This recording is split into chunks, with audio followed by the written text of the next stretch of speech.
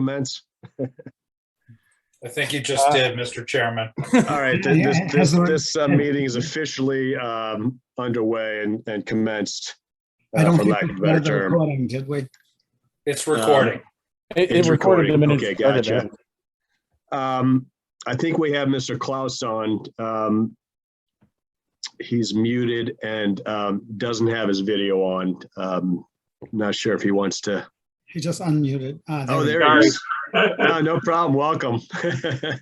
Thank you for inviting me. I'm trying to send the instructions to my architect who's trying to get on also. Oh, excellent. Okay. Yeah, we'll give him a couple minutes. We're in no rush. Oh, speak for yourself, Tom. I'm always in a rush. I'm gonna get this thing going. Chop. Let's get some knowledge. I got so much going on right now. I'm just giving up trying to get it all done. I've stopped deciding to rush. Whatever I don't get done, it's just gonna in there quick. I'm like flash memory. If I don't get in there quick, it just doesn't absorb. Yeah.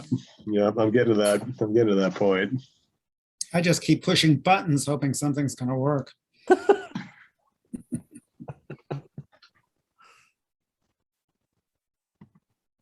Welcome, Mr. Lewandowski. You're muted. Just unmute. Thank you. Anymore. Guys, thanks a lot for your patience. Sorry about the technical issues. Oh, they happen. So, maybe I'll just do a brief introduction. I know just for the audience, since this is a public meeting, we have a couple of guests here to talk about the subject of, I think, the sort of general developability of this 21 Highland Street property. And one of our guests is Emerson Klaus, who is the president of the Mass Builders and Remodelers Association.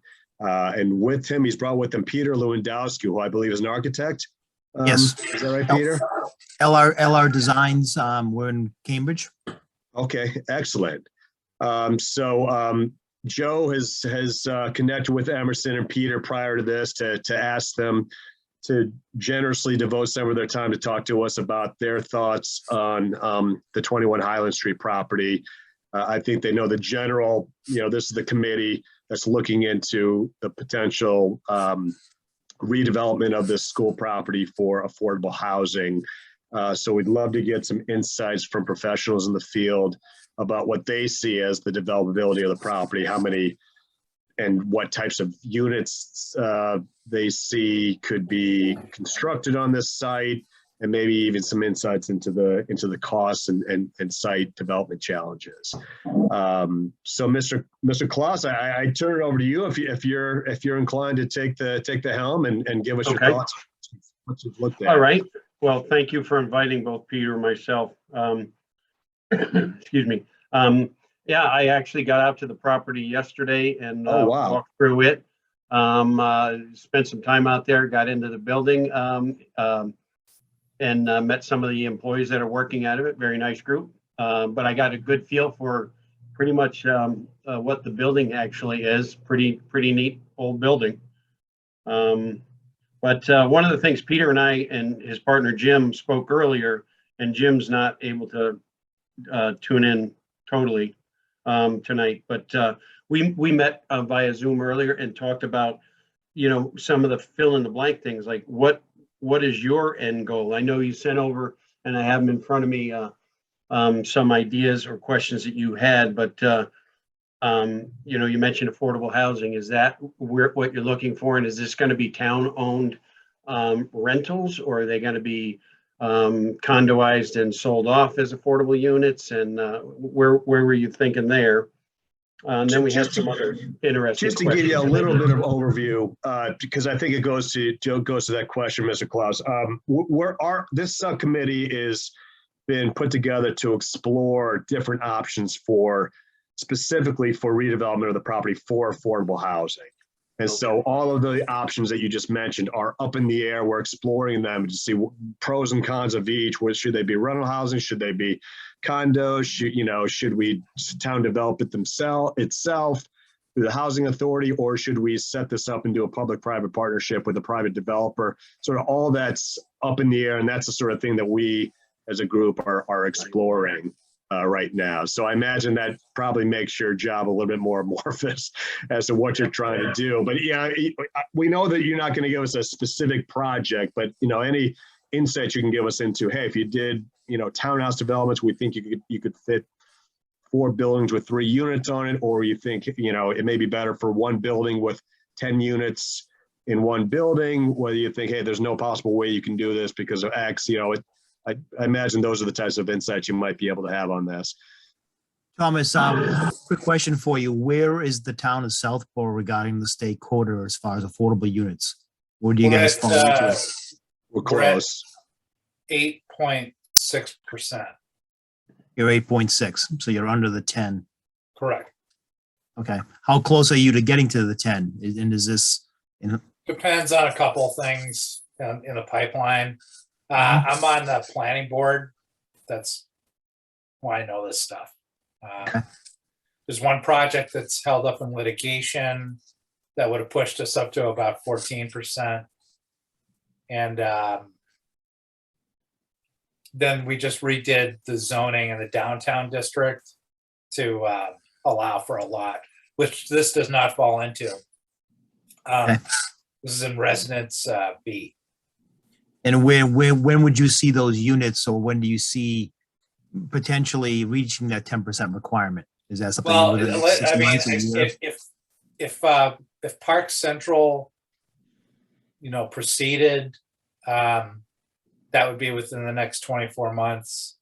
Okay. If not, then it's going to be more like in the next 5 to 10 years, because of it's going to be more like, unit here, a couple units there. Right. Okay. And just as a bigger picture, the goal of this project is not necessarily for us to meet that 40B 10% threshold. The town needs affordable housing for a number of reasons. It's just the housing prices have skyrocketed. So I think, again, we're not policymakers here. We're just kind of investigator, research people here in this group. That's kind of our job. But I think the town's interested in converting this to affordable housing, regardless of whether we meet the minimum thresholds through other projects.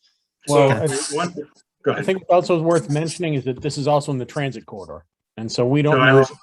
was going to mention a few of those items that are new on the slate. The transit corridor, I was really glad to drive down the street and see how close that was. I also know that in March of 2023, we'll have a mandate that possibly will be to net zero. I actually was just named by the governor to a clean heat commission that I'll be working on that and having a hand in that, representing the builders. So the other thing I liked about the MTBA, other than opening up that pot of money and rewards that could possibly be there, and I mentioned to Joe in a conversation a couple of weeks ago, a offsite solar array you can get net zero credit for. There's a whole big parking field down there that could be covered, and with parking, with elevated that you could park under it. So state owns the property. There's a lot of neat little parts of this that, if they were to come together, you could really have a pretty cool project there. And there's also, with the historic nature of let's say the anchor building there, there's definitely a lot of funding available. I don't know how far you've dug in that, but we just recently, I want to say 2 years ago, they completed it, a school renovation in the town of Uxbridge, and they resurrected the main portion of the building. It was a garrison style. I think it's 3 stories, and then they added a section on the back, brought it all up to date, and they call it affordable housing because in the end it was affordable, but the price tag for it wasn't quite that.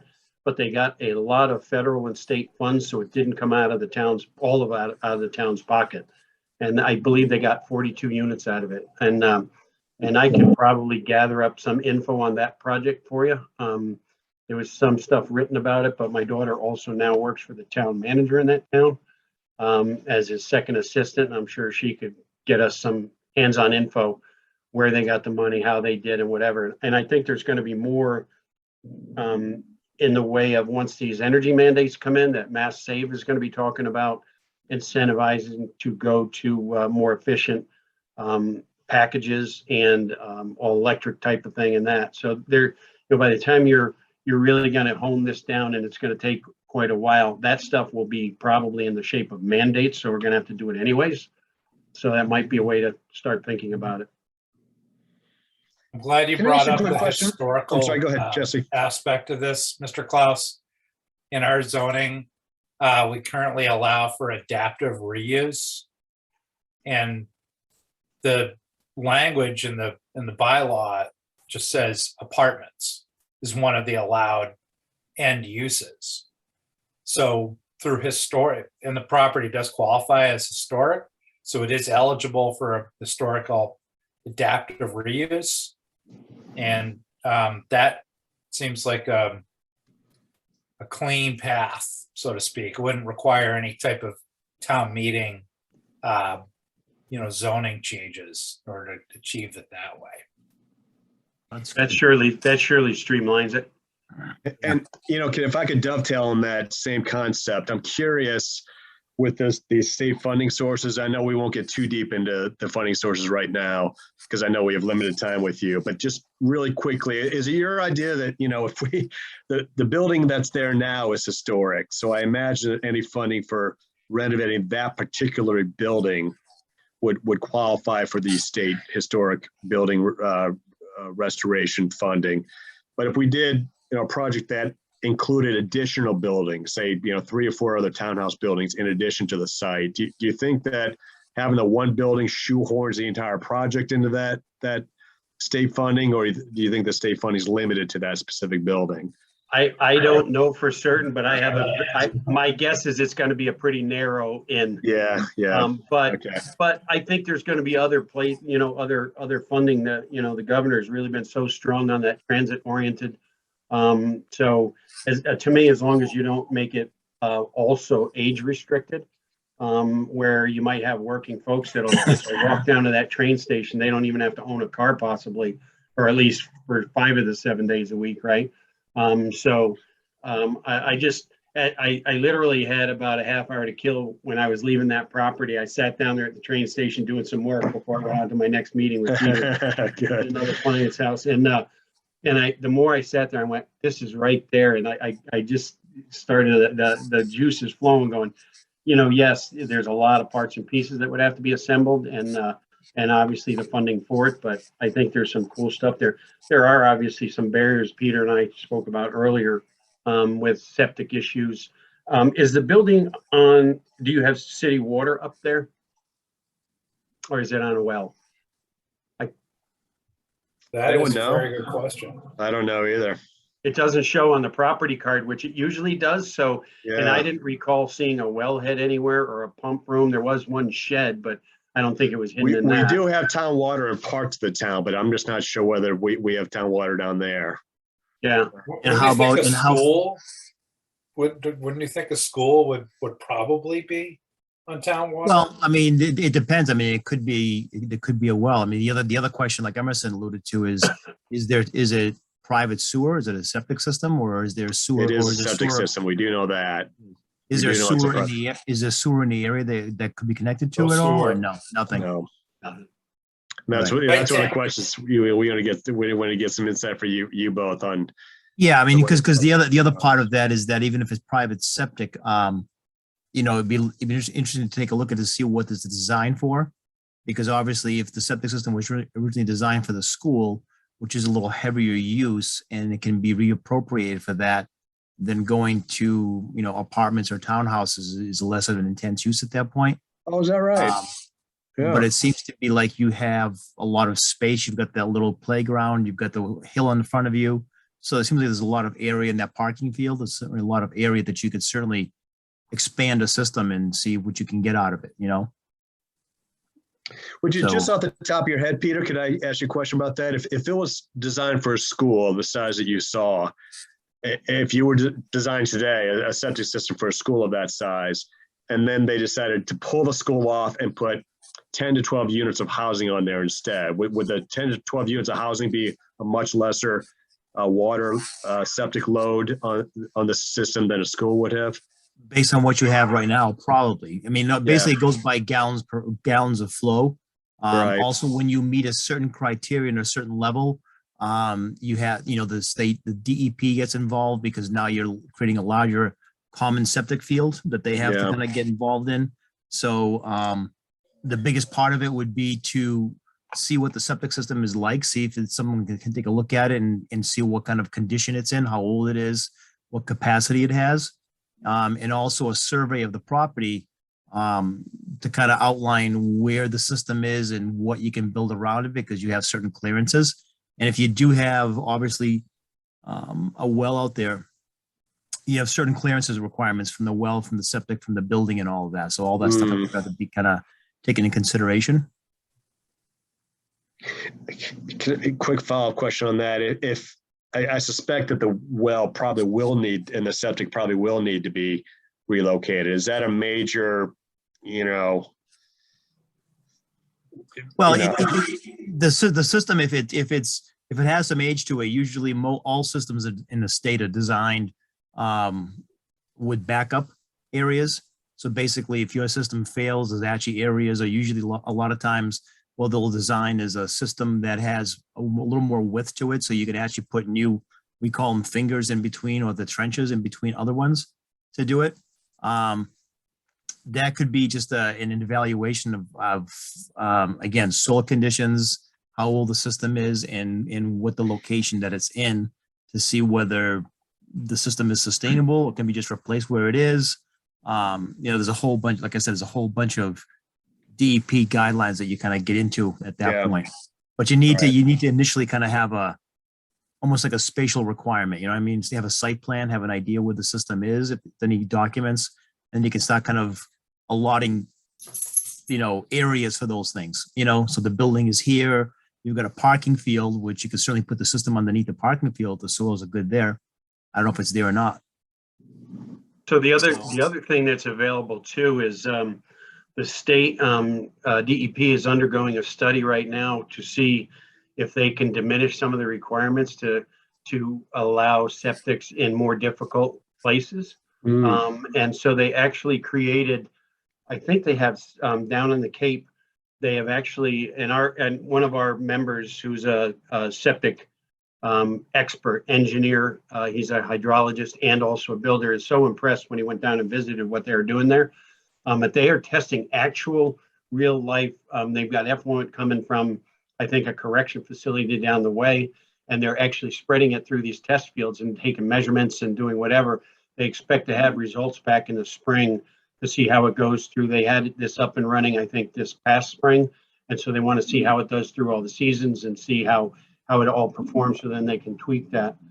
There are also other technologies with more elaborate systems versus an old tank and just drain field areas, where the effluent, once it goes through the tank process, can get spread more efficiently, so they have higher yields to them. Yes, there's a little more expense to put them in, but you can put in, a system that's way more efficient also. So some of those technologies are available.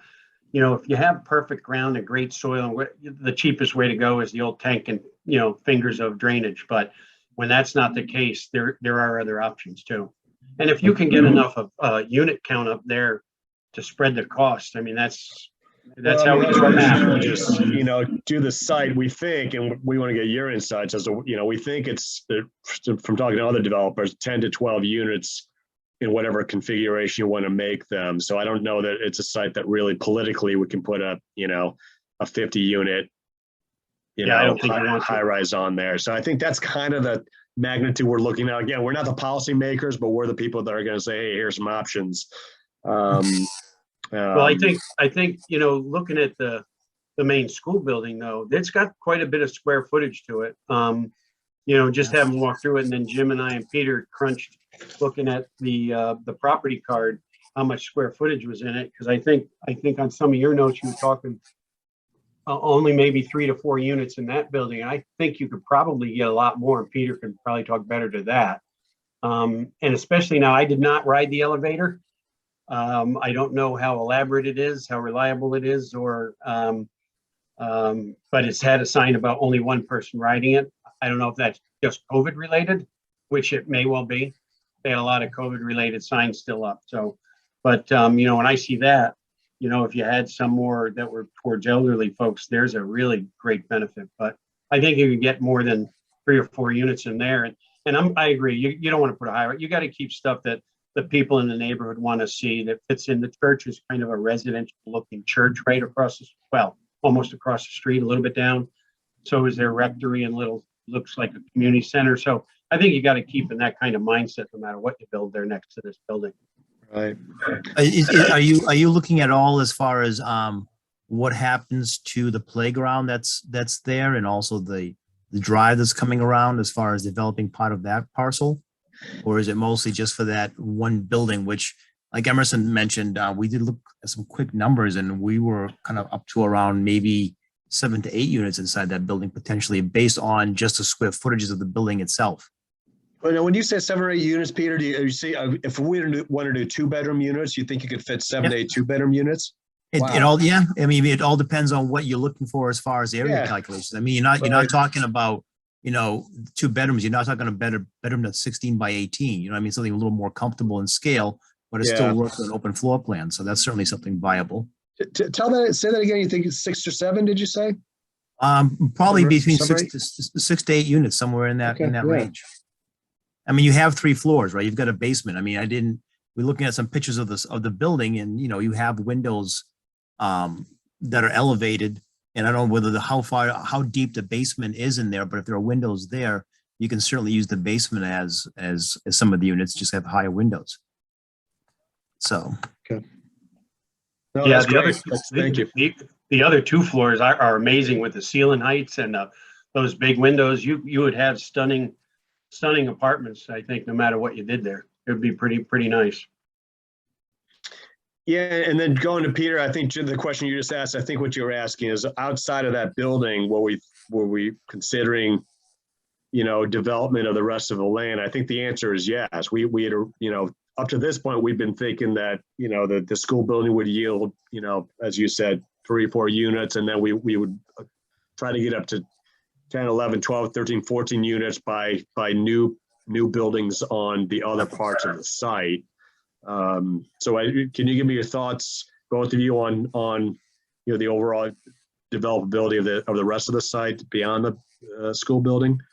that's going to mostly rely on and again, what you have for area, and what, I mean, to me, looking at the site plan, it's like you have a drive coming up, everything on the street is kind of a little bit of a hillside going up to that drive. It Yeah. seems like the building, the parking field, and the playground are your flattest area from where I can see as far as usable space. That's kind of where you want to develop it, but that doesn't necessarily mean that you couldn't do something if you kind of create more like a little compound where you leave the building where it is, maybe in that little oval area on the street, you could put some townhouses in there with driveways, what kind of breaks up the building facade, so you're not looking up this big hill. The biggest part of that is that what you can do is if the units a little bit lower on that hillside, more towards the front of the street, to kind of break it up, then what you can do is you can just pump up to the septic system from those units. Just put pumps in them, so that way you're going uphill, but at least you have some kind of a buffer, and you're kind of like layering the site, so you're not just looking at the building on the hillside and have all that green space in front of it, which is nice to have, but you still maintain that green space, but maybe put some buildings, townhouses along the street side to kind of give it a little more depth. Would it be cheaper? Is it cheaper to build them on the flat space down along the road or in a compound up above than it would be to build them as graduated going up the hill?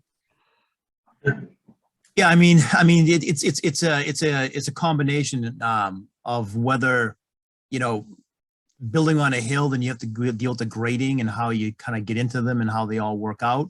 If you build them on the flat spot on the street, and you can get a flat area at the front of it, with the hill going up behind it, it's a little more convenient because you can kind of build them all at one level and kind of make a nice streetscape out of it. Mhm. Drawback there is that you got to consider the pumping part of it. You know what I mean? Is putting the pumps in to be able to pump everything up to the septic system, and then possibly like a backup generator just in case something fails, that they can still work and function correctly. Yeah, So I think it comes back to, sorry, Joe. Oh, I no, go think ahead. it also comes back to Peter's first mention of a survey. So if you can see if facilities or whoever holds that in their purview if they have a survey of that, which would show where that wellhead is and where the septic is, because there's your geometry. Now, obviously, one of those two features could move if you chose, where to put the buildings, but that's at least the base starting point to look at. Right. Yeah, I think there's a water tower on top of that hill, isn't there? Am I wrong in that thinking? Does anybody else know? Are you talking about on the property? I didn't see anything. Up the Further hill, up. up the hill from the property. Oh, okay. Because That I I think know. there is one up there, which if it is, that would probably where the water from the school came from. Back to the property itself, though. I'll tell you what the way I view this in terms of doing the affordable housing is also it's sort of going to be a multi-use in some ways, I think, because I mean the neighborhood will want certain things from the project as well. Maybe some extra parking. Though that playground is probably going to be moved around or reassigned. Maybe a basketball court or some other pickleball court, some other type of sweetener for the neighborhood. I know I've heard from people from the church they would love it if there was a little bit extra parking, maybe with something like that. So when we're redesigning, is there any way that we can layer certain things? For instance, could we put a septic field in and have something on top of it, or does it need to be uncovered, given new technologies?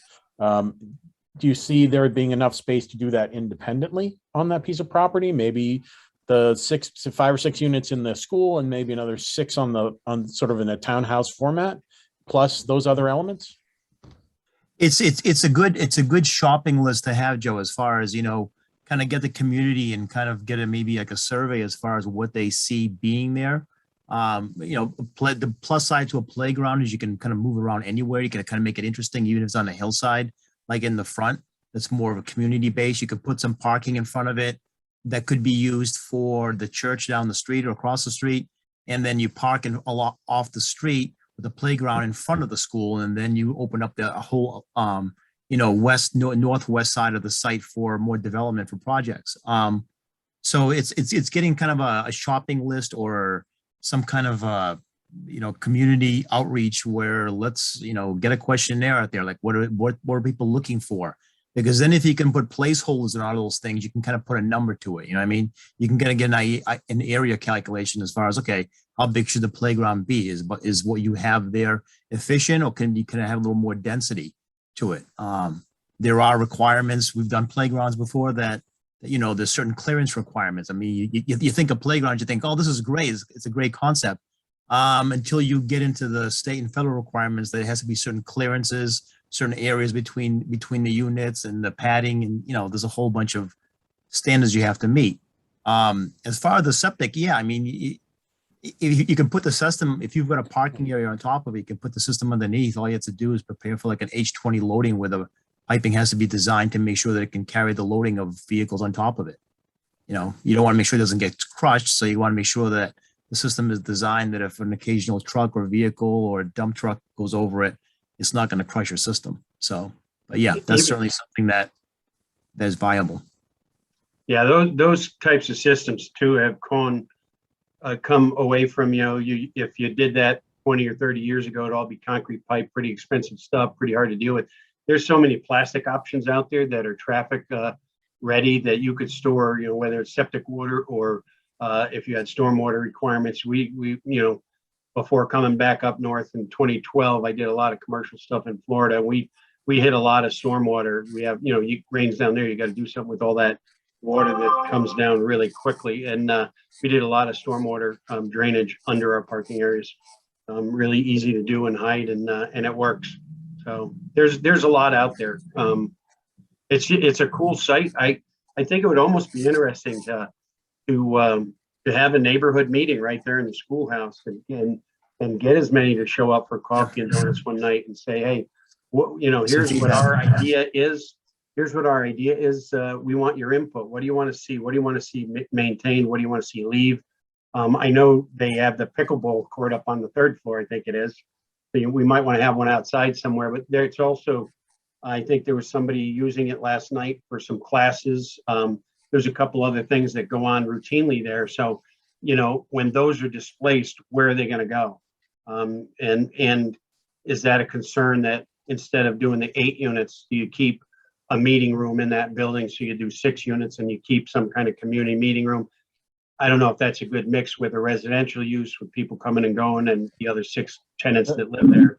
Maybe The not. town's, But it's good to get some people. the town has currently undergone a space needs study, and so recommendations are already being made for the covering the topics that you're talking about, actually. But we should have a lot better sense of where we are. There are a couple other dominoes that need to fall down or be put up, and then a lot of that will be figured out.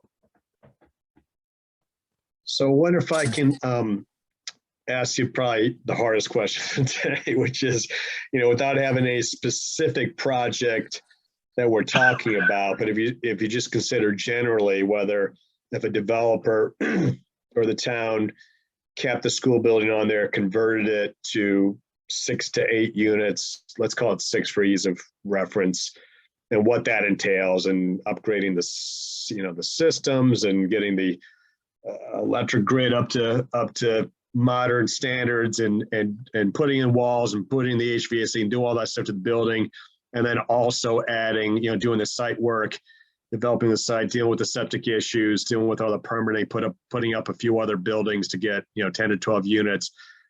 Do either of you gentlemen have a sense of costs, what that would be? Again, not holding you to a specific dollar figure, but I mean, are there some general standards? If you think of a project like that, it would cost X $1,000s per unit all in for development, leaving aside land costs. I mean, we already own the land. But did you have just some ballparks? And if you don't, that's fine too. I'll be the first one. I'll be the first one to say that's a really tough yeah, I figured it would be, because the answer is so broad right now. So I will tell you that, for one, remodeling is always more expensive than new construction. Right. Start there. You got to first take apart whatever. You got to find the warts on it. You got to sometimes move as you go. Peter will tell you, he was on a commercial site the other day. They found a couple hidden slabs under a hidden slab they were going to take out. And so they're faced with a real challenge on that property. So there's stuff you're going to find that has to be dealt with. With that said, I know the project in Uxbridge, and I'll back up a minute. I started building for myself at 84, doing affordable housing stuff at a price tag people said I couldn't do, I wouldn't make any money on it. I starved right away, and I did it quite well. I found that moving up into a big custom home was tough because everyone goes, "Oh, you're that affordable housing guy," or "You're that guy that built those zero lot line things." So that was the bigger difficulty. The project in Uxbridge, I will tell you, was not affordable construction by any stretch of the imagination. They ended up with roughly, I told you 42 units. The size is about 700 square feet for most of them. I think there were 2 that ended up being 900 because of the shape of the building in a certain location. But the average cost of those, each individual, when I took the price tag and just did the raw math, was about $380,000. So, yeah. So the construction wasn't affordable, but the fact that the town put together funding sources to offset all of that money. And I will try to dig up that article because Uxbridge Times covered it. And then, of course, I'll have my daughter dig and get us some. That sounds great. And Emerson, just so I'm clear, was that just construction costs? You think that was all in development costs, site infrastructure, grading, drainage? That was everything. That was total cost of everything. Of course, they own that doesn't sound. We've spoken to some other developers. That's not too far off from what they were telling us on a per unit basis.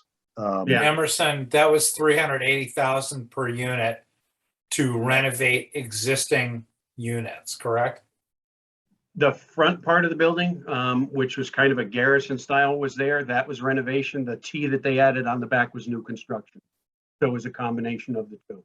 Do you have a sense of what that compares to whether if you demoed the entire building and did the same project with new construction? As you just said, remodeling is a lot more expensive than just doing new construction. I mean, do you have a sense of whether doing the same number of units in a new construction, what that would have been on a per unit? Again, not holding you anything, just no idea there, but I would think that there's probably a ton of townspeople that are in love with that building. I'm just guessing. Oh, yeah, no, and we're not making Listen. policy decisions. We're just, our job is to tell our masters above us at the Board of Selectmen and the capital planning and SHOPC, here are options. If you want to knock it down, it'd be cheaper, but it would, you make the policy decision as to whether that's politically, feasible. But if you Yeah. wanted to, it would be cheaper. But if you want to keep it, you know what I mean? One of the things that I will tell you was wonderful. I grew up in Connecticut, but after living in Florida for 25 years, there isn't a lot of real deep history in Florida, except for a couple of pockets. Flagler Beach down by Sarasota, a couple of things there, way down in Miami-Dade, just because of the growing fields and stuff. So it's kind of great to come up here and see this stuff. I saw the bones of that building. I went, this is really cool. So I got to say, I'm already on I really like that building side. And I think that, knocking everything down for all new, I lived with that for 25 years and everything was new, no depth of character, no anything. I don't know. I think you would have a really tough fight with the neighbors in the policy side, the political side of this, if you wanted to knock the building down. I think the building has character to the property that you could absolutely Yeah. build off of. I think the building has a lot. I would has a suggest lot of that nice saying we're character. saving the building would be one of the big advantages to winning the neighborhood. Yeah, I think that building's got it's got a lot of character to it. I think it's definitely worth. I mean, my initial thought after seeing it would be, let's look at it first to see about redeveloping it and reusing it the way it is. Cleaning it up, making it work first. And if those numbers wind up being unrealistic and it winds up kind of blowing what you guys can raise as far as the cost, then you look at the other options of it. But then it's like it's that fine line as far as what you need and what you want out of it compared to like saving a little piece of history. And those projects like that, and a lot of towns have been very successful as far as reusing the old buildings.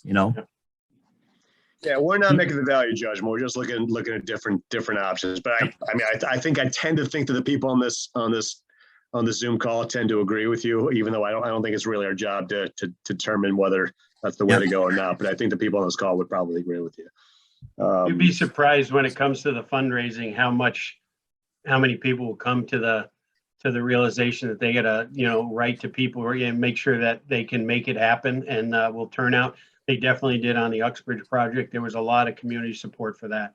And I got to tell you, I drove by the building for 6 years going, why did they knock that down, not knowing its history? And it wasn't the building you have here. It was an old wooden structure that literally probably hadn't seen the light of day in 38 years. Oh, And so wow. the fact that you kept this up and you have people in there and it's been brought to date several times over definitely helps it. Because like I said, I looked at this old tinderbox school going, what are they going to do with that thing? But it does look great now, and and they managed to get it paid for. So Yeah, no, and especially if there's funding sources from a lot of different ways. We're all kind of getting up to speed on all the alphabet soup of state, agencies and funding sources and the labyrinth of things you have to go through and the applications you have to do and reapplications. But it seems like our feeling is when you cut through it all, there's a lot of sources of funding to help offset some of this cost if someone wants to do it. There are. So I also think you mentioned a public-private partnership. I think that opens a lot of doors for you because that means the town is kind of going to be the controlling factor. You're not just giving it over to somebody else and saying, hey, have at it and do what you got to do. It allows you to, if there's any borrowing that's got to be made on the developer side, you can borrow it at, much less. I just like that. And we actually, myself and another gentleman, found a parcel of land in Boca Raton, pretty high priced neighborhood. Boca was under real problems not having any affordable workforce housing, that they were going to lose a lot of federal money. And long story short, we found this piece. We were going to absolutely suggest some affordable housing on it. I was blown away that we got approved at our first glimpse. I mean, we did some rough site sketches and it's been a while. I want to say it was an 11-acre site, and right on a rail track, right on A1A. I mean, really the kind of probably the toughest part of Boca Raton to try to develop. And at first blush with some pencil sketches and a quick layout and an elevation that everyone seemed to like, they approved us moving forward. We Wow. never expected it, but they were under such duress on the other side that they had to try to move anything along possible. It ended up not getting built. They had only because we found out that it was an extremely contaminated site. We started doing a little due diligence, went in to look at old aerials, and all the younger 40 and under people at the counter, I hear out of the back room an older woman who I thought was close to 80 plus said, "Oh wait, I have some old maps." And she came creaking out of the back room and rolled out some maps, and there had been an asphalt plant on that site, A1A, and they left a lot of stuff behind. We went out with a probe the next day and found tanks and trucks that were buried, and okay.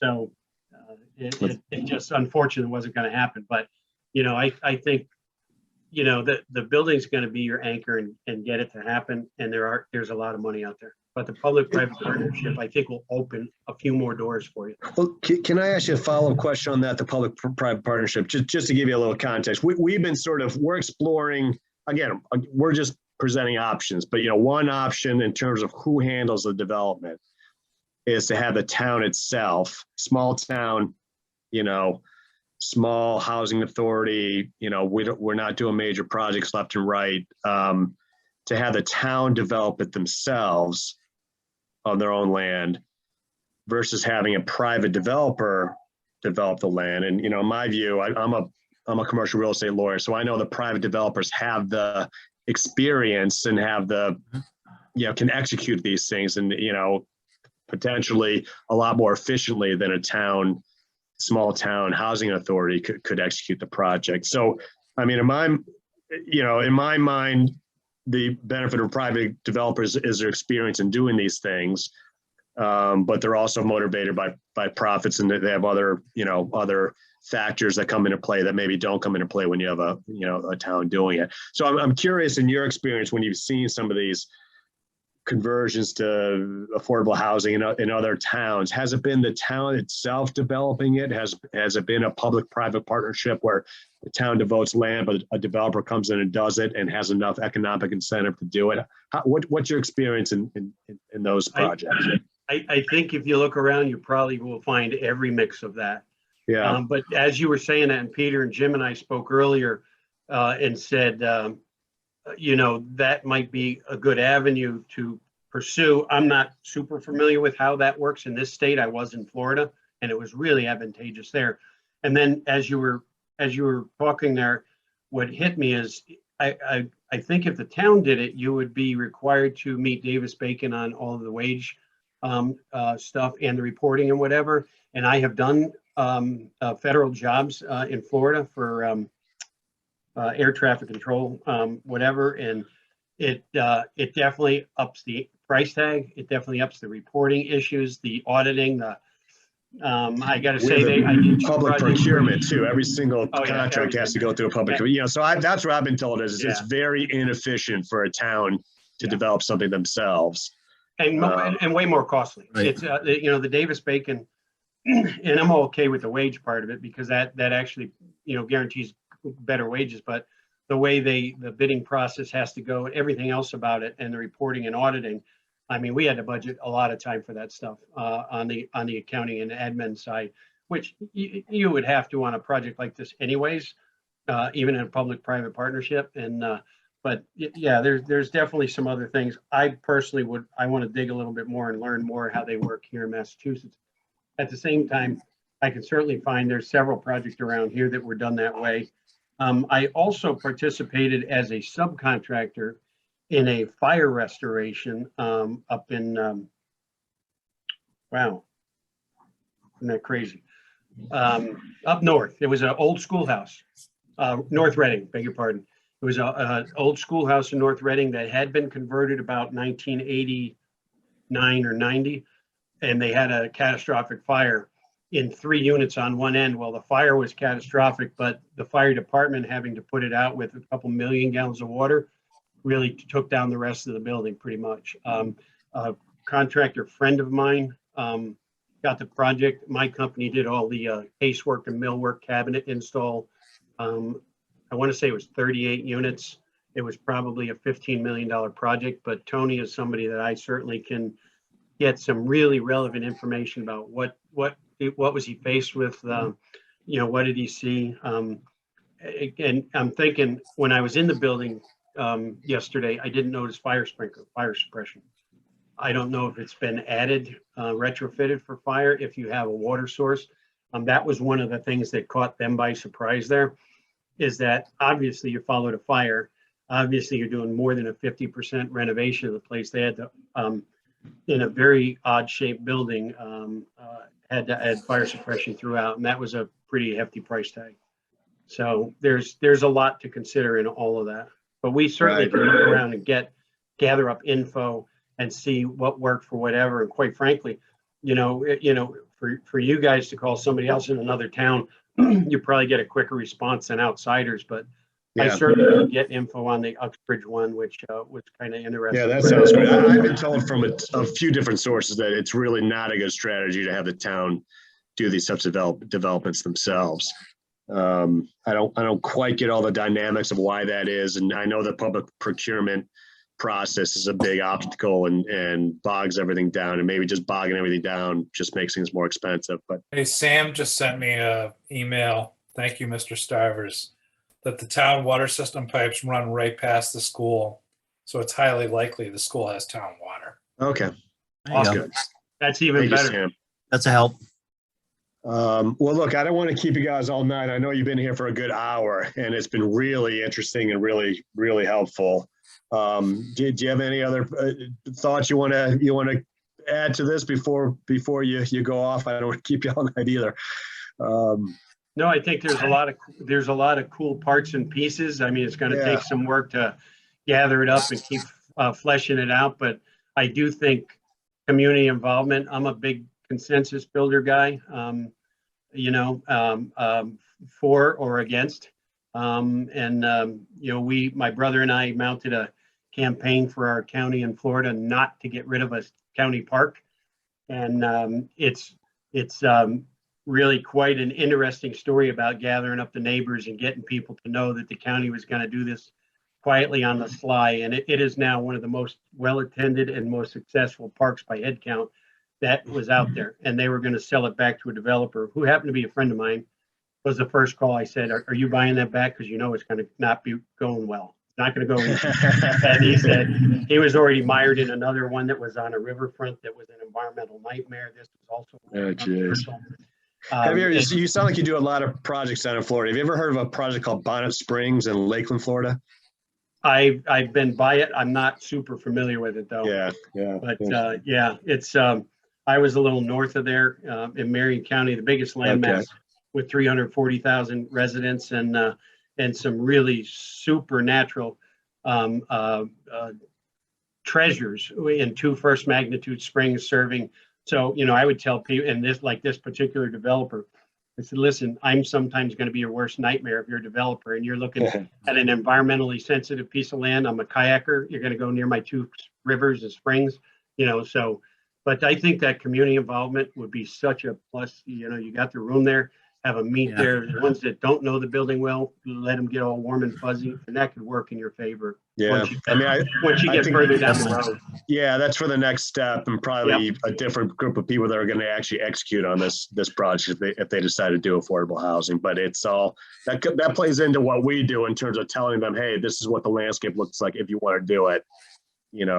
These are some strategies you're going to want to employ. Anyone else on the committee want to ask Mr. Claus or Mr. Lewandowski any questions before we let him go? I just thank you very much for coming. It was really interesting and really insightful. Thanks for your time, guys. You're welcome. I'm more than happy to put in any more input. If you have any questions for us, certainly contact us and let us know. Be More careful happy what to you help you offer, guys. because I think we probably will want to drop on your expertise. Well, as architects, we find it interesting to kind of work on different projects. It's not always the same thing. So a little diversity, is a lot of fun. And this looks like a really kind of a cool project and an interesting building. And I grew up in Natick, so I know Southport pretty well. Okay, you're a local guy. Yeah. We do work, we've done work in Westboro, a lot of work in Natick, Southboro, all the Metro West area. So I'm more than happy if he has any questions. Well, hopefully hopefully I shouldn't say hopefully, but if they do a project that keeps the building and need an architect, I'm sure you'll be one of the people that gets one of the RFPs if the I'd town love- ends up I'd doing Love it. to see that. Love to So- see that survey if you can get your hands on it. So it's because that's going to help you out in the long term anyways. If they don't have one, they probably should commission one because that's Yeah. really going to be almost your first stepping stone for so many, Right. everything that comes to follow. Yeah, I think that's probably the next step. If they decide to do it, then they're going to get into those types of weeds of what the survey is, what the site conditions are, engage an engineer to start doing some site planning and some civil work. So, Yep. all in good time. Yep. Well, listen, thank you again, Good. both very Hi, much. gentlemen. We really appreciate your time and hopefully we'll be able to circle back with you at some point down the road if we. All right. Right. Hopefully all goes Thank well for you. you. Thanks, All right, Peter. Take care. Thanks, Emerson. You're welcome.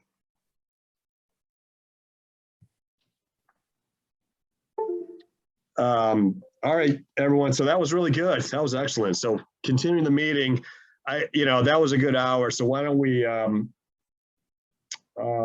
guess we should address Joe's question. Joe, do you want to present that again as our second agenda item? I know you had a conversation with the Board of Selectmen about whether to put something on the town warrant. Stupid was that? Turn the thing off. Do you want to just sort of phrase it in your own terms as to what happened and what you're contemplating?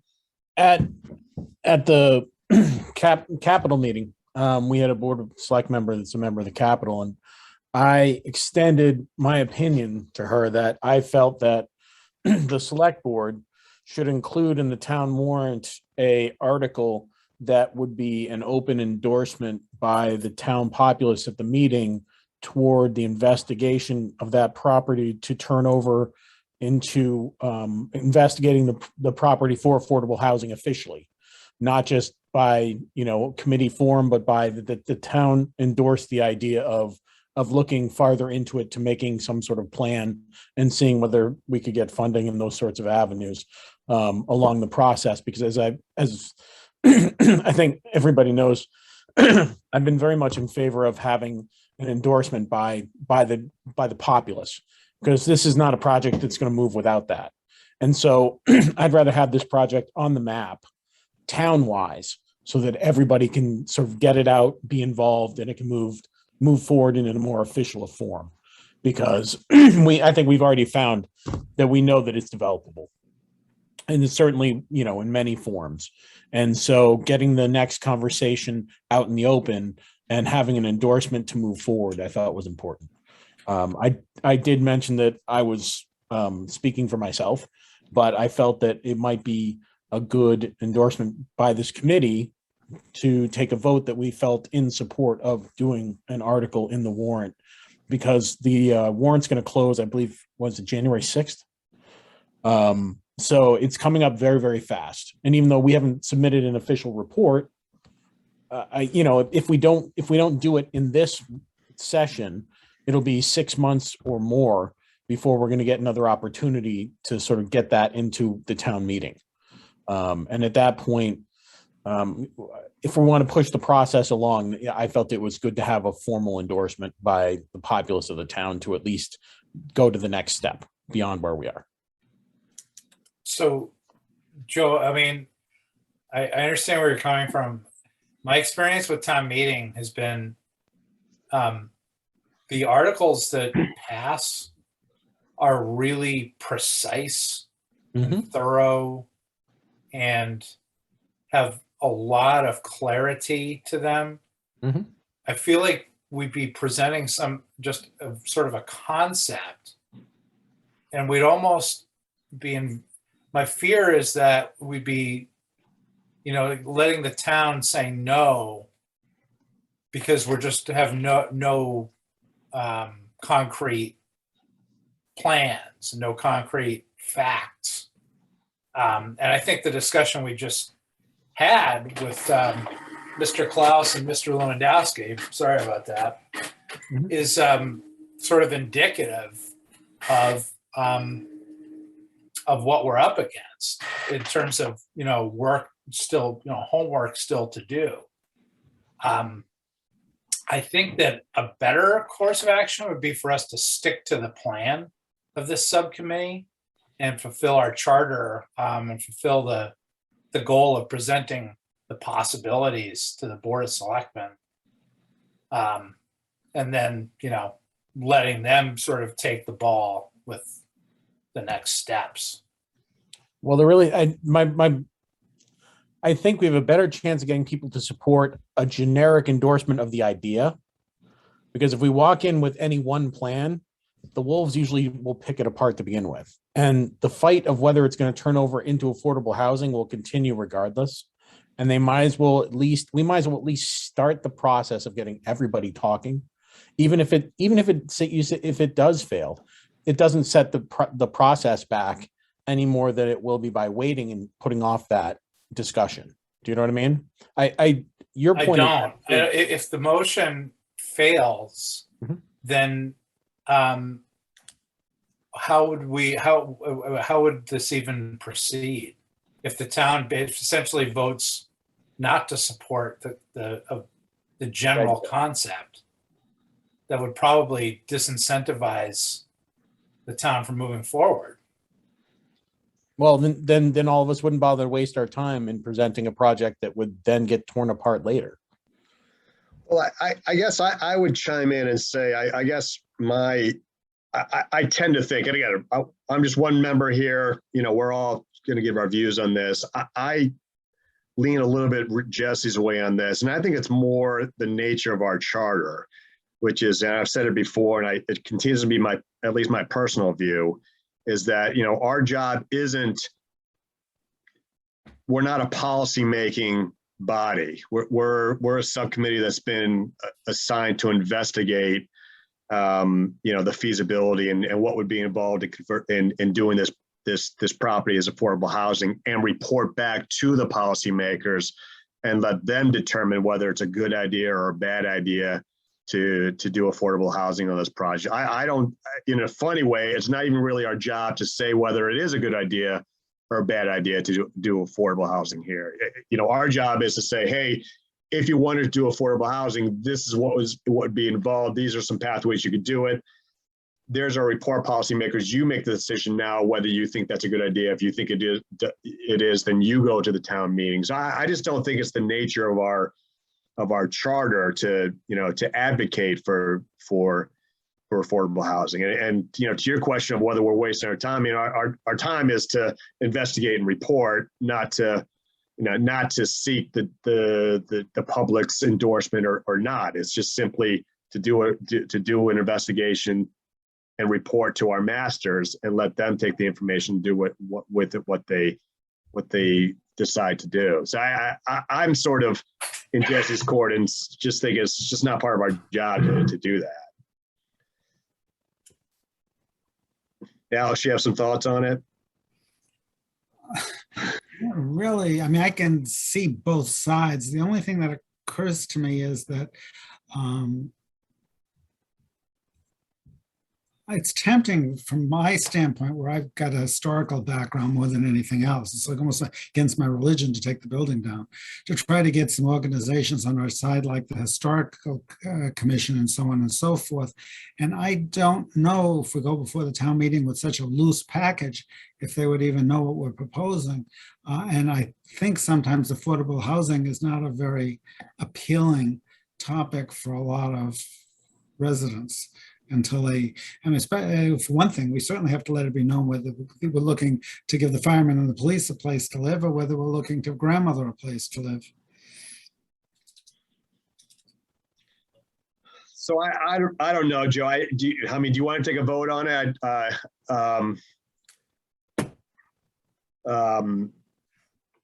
Again, I see where you're coming from, and I think the only reason to take a vote is basically to have that voted down, just so the Board of Selectmen would know that there wasn't support for that. Is that to our advantage? It's not about our advantage or disadvantage. Okay, Joe's, we're all equal members of this committee. And it's merely, I went out on a limb, and if that's the wrong limb, that this committee feels that's the wrong limb or the wrong hill to die on, then they probably, I don't know whether they'd appreciate it or not knowing that.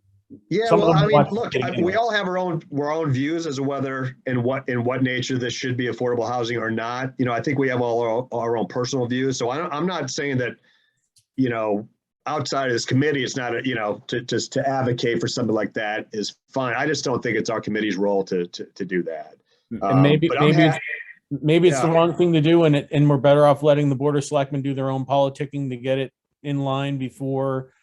I just know how many people always walk into those meetings and go, I feel like Oh, I I've been know. ambushed, because they don't watch the meetings. There are too many meetings to watch. I'm not Yeah, no, I'm I not know. throwing stones at them. I can only watch so many. Absolutely.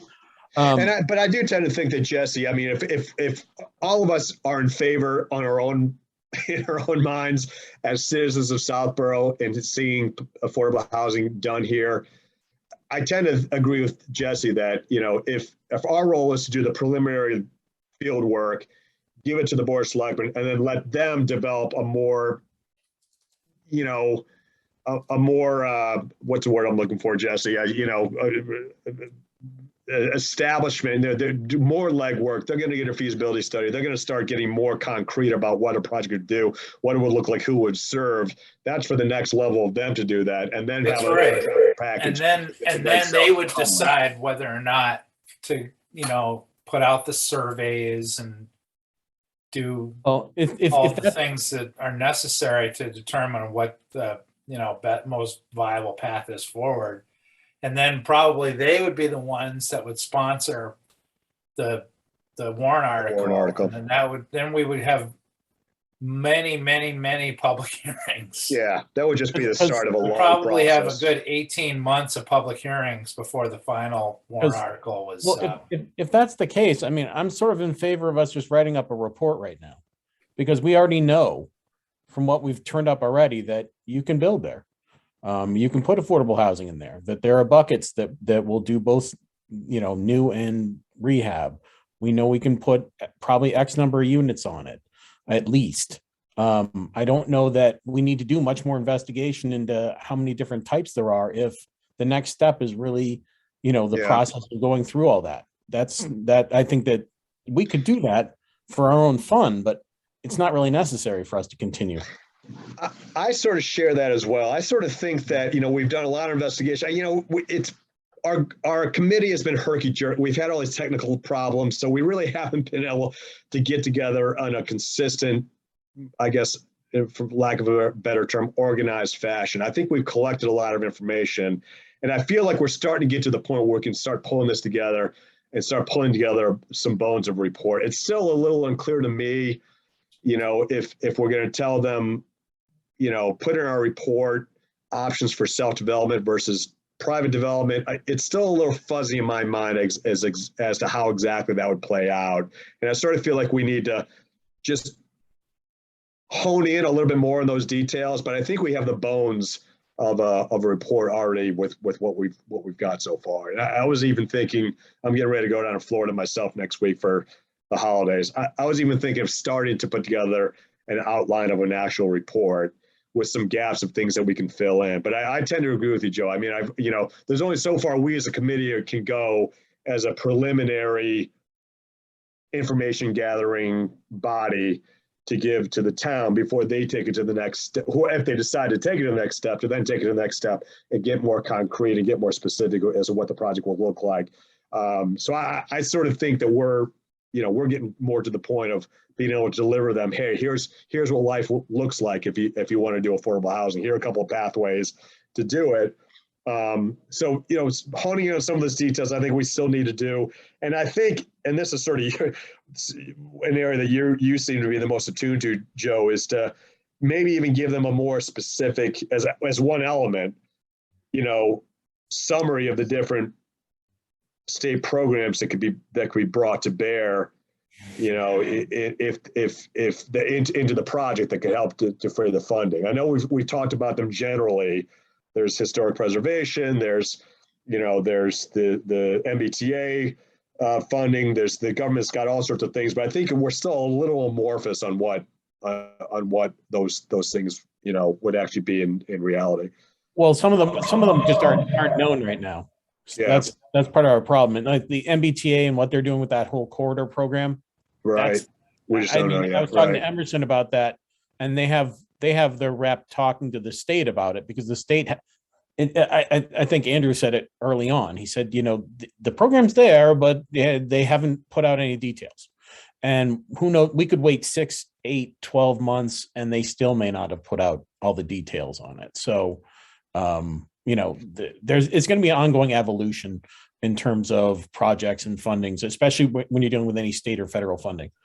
Right. But, it all goes through cycles. The thing was that, as I was alluding to with a lot of the grant programs, I think in moving the project, in the actual evolution of moving the project forward, it's going to have to be a multi-year process, because Oh, yeah, for sure. Yeah. you're going to have to be turned down for a lot of this before you're accepted. So, Right. sort of getting that piece in place, and getting money for grant proposals and all those sorts of things will have to be, the Board of Selectmen will have to move all of that forward. So, Well, why don't we do this? Why don't I try to start to get an outline of things that just to bring in? We talked about, we've been together for, I think, at least 6 months now, even though we've only met about 3 times. I'm just trying to bring in what I am sort of viewing the sort of elements of our report to be, and maybe that'll be my deliverable for the next meeting, to at least give the outline of what I think we've gathered so far and can deliver. And we can start to chew on that and start to fill in some of the details if those gaps in there. And I think the other thing that we haven't focused much on is what part of our charge is to explore the MBTA community qualifications. And I think we've done it on a fairly cursory manner. In other words, we know that the site, was within the geographic area prescribed. I think we've been able to determine that a small site like this may or may not qualify as a site that's big enough to warrant being its own zoning district. But I sort of feel like that's another area that we need to drill down on. And I guess I'd put it out to you guys as to whether one of us should focus on that specific issue. I'm sort of thinking it's just as good as I've done. Well, part of it is I thought I broached that with Karina, and I believe she said that the site was too small.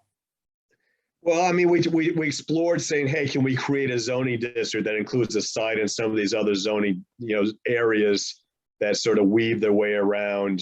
That was one of Andrew Pfaff's thoughts, was that we could get creative and fashion a zoning district out of some other areas of land around that didn't necessarily include neighborhoods where people live, or to include them as little as possible. So that's kind of where we left off on that. And I just don't know, we really haven't sort of taken it beyond that as to whether. Couldn't that just be on the list, Tom? Of possibilities?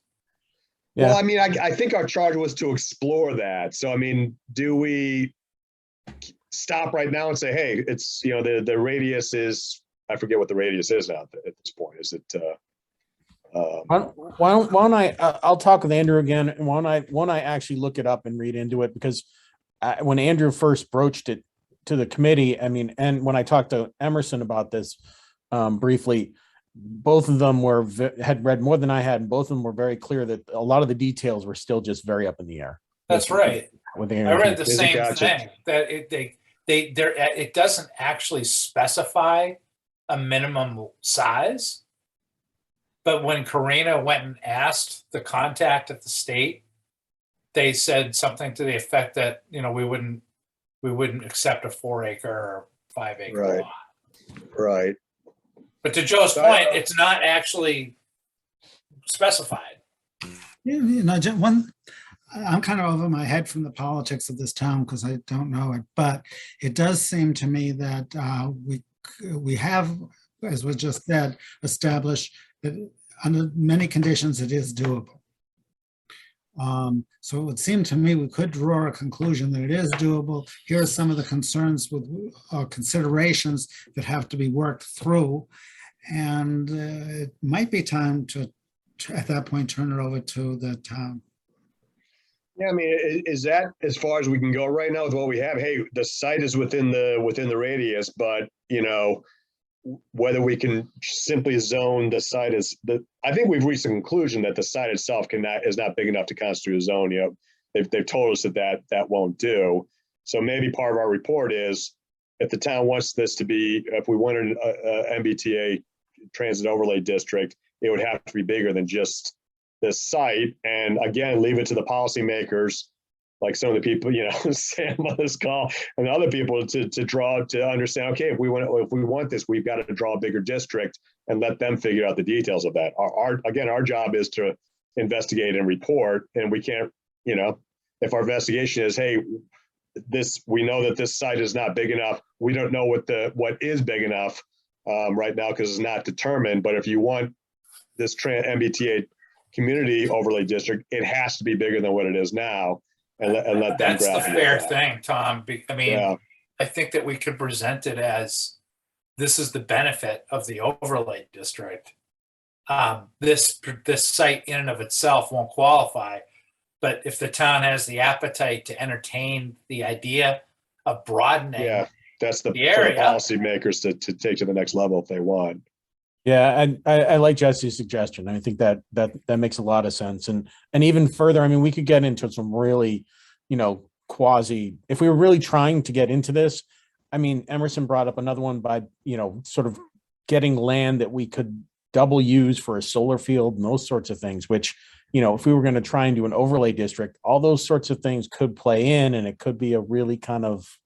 So I mean, how far we want to go on. Well, remember, I mean, the town can do an overlay district anytime they want. It's right. They could do an overlay district right now. Here's our site. We're going to make this a district. That's a district. We're going to push it through. It's just political considerations that are again above our head, because the people within that zoning district are going to freak out because they say, oh, our property's getting rezoned. So again, that's for the policymakers to determine. But well, Tom, yeah, I think that's one of our.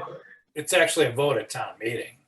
Right. And right. you need so a to the 2/3 policymakers to see whether they want to pursue it. You need a super majority. You need 2/3. Right.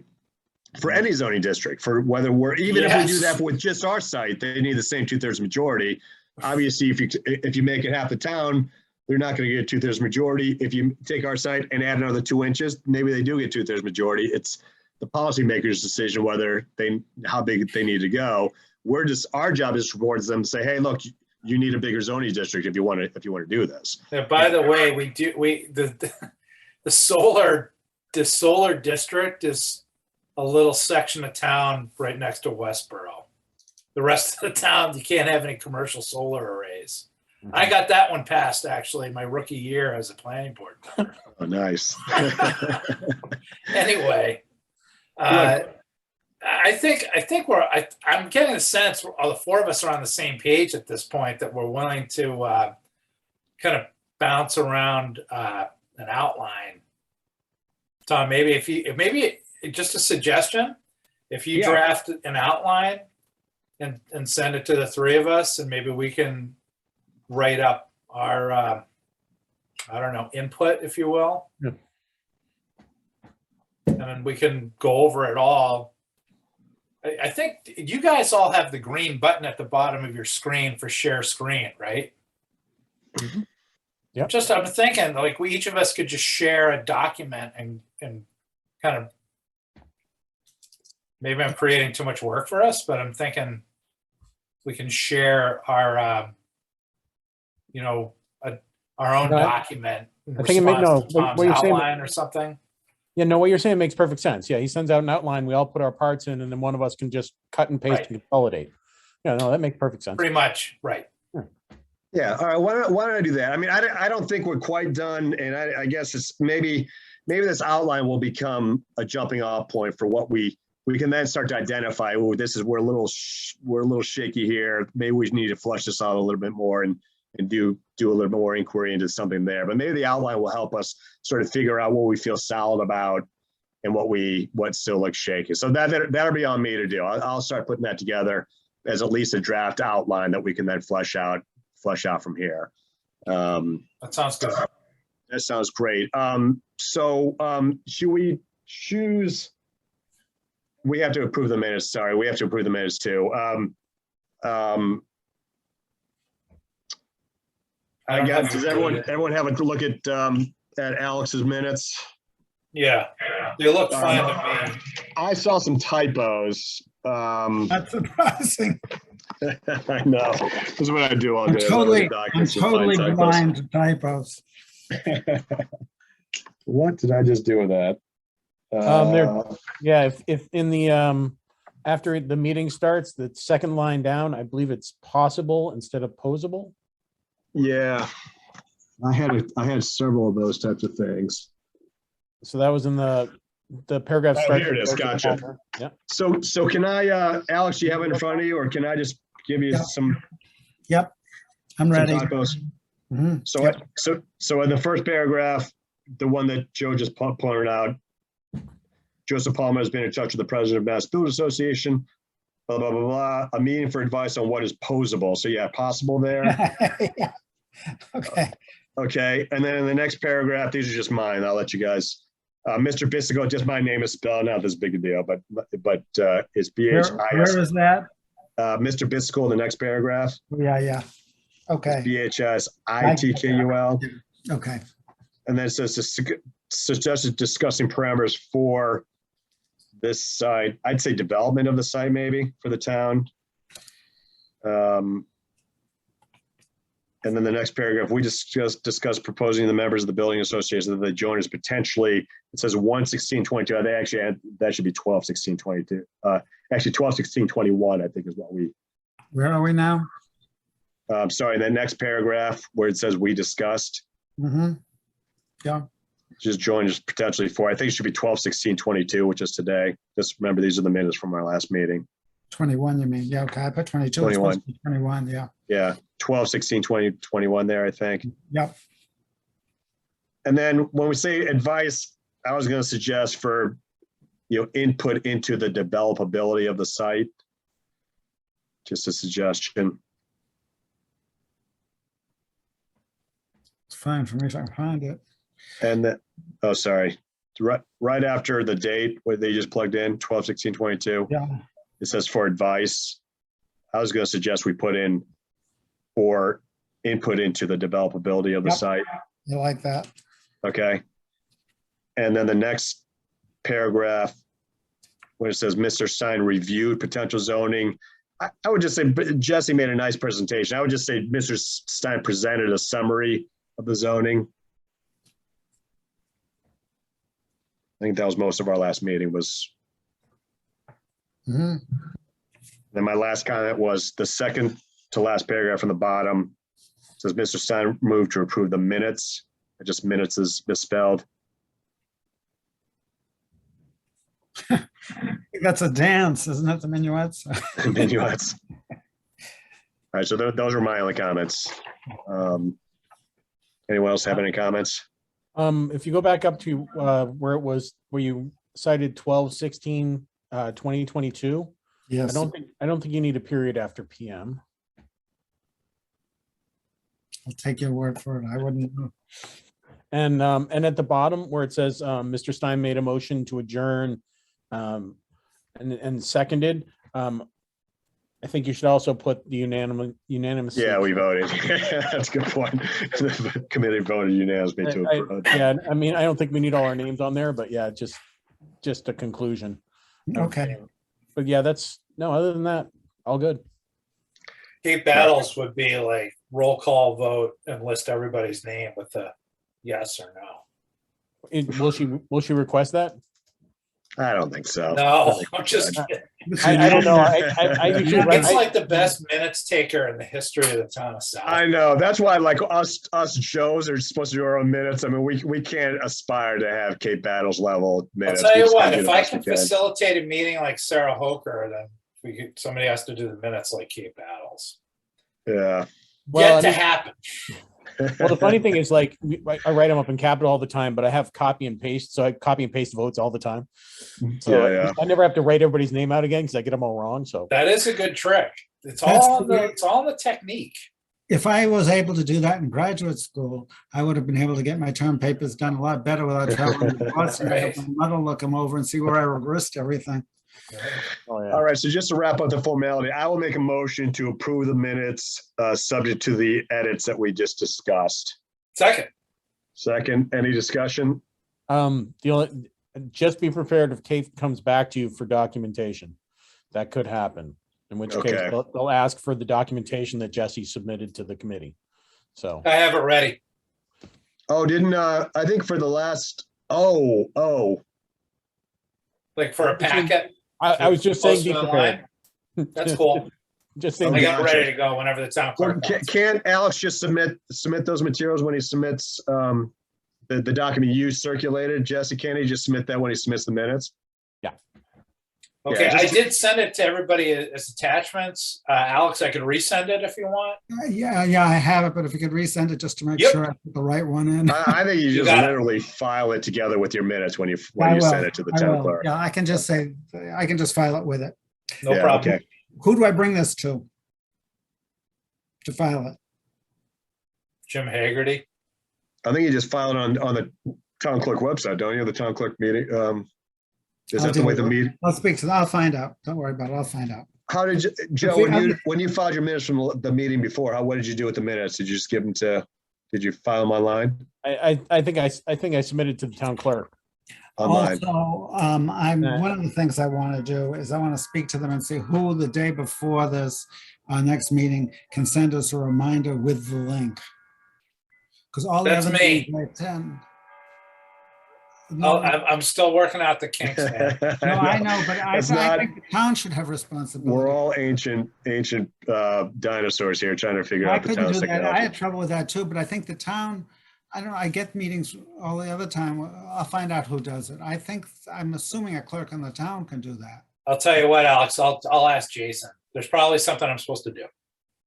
I'll figure that out with Jason. If Last there's time anything I can help, let me know. just so you know, last time I submitted minutes, Kathleen Battles and I exchanged quite a few emails before I got. Oh, really? So, yeah. Hey, we're just doing the best we can. Just, No, she was very understanding, but it was a couple emails. but you wanted to know, okay.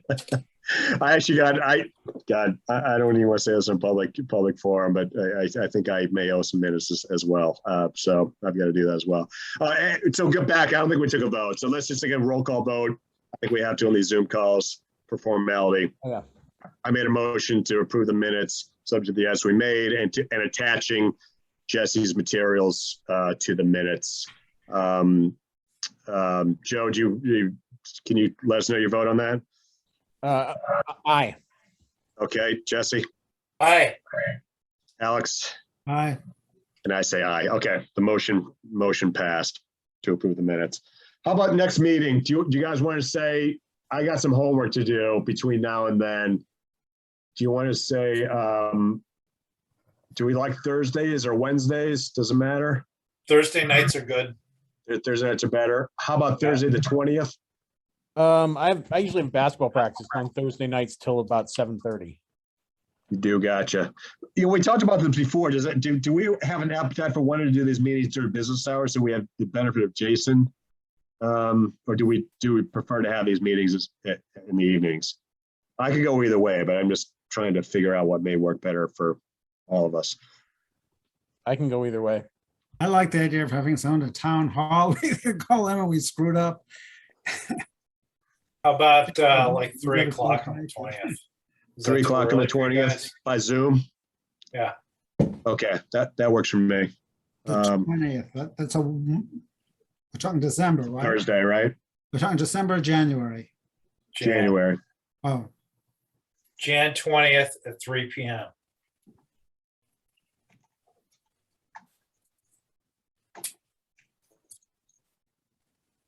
I can do that.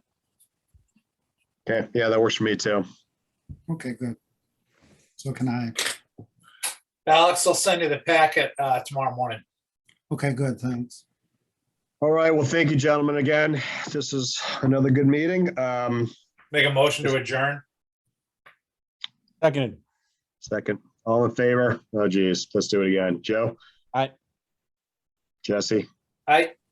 Alex? Aye. And I say aye. All right, thanks, everyone. Well Thanks, done, guys. Mr. Chairman. Have a great holidays, to all of you. Happy holidays. All right, thanks. Happy New Year. Happy New Year. guys.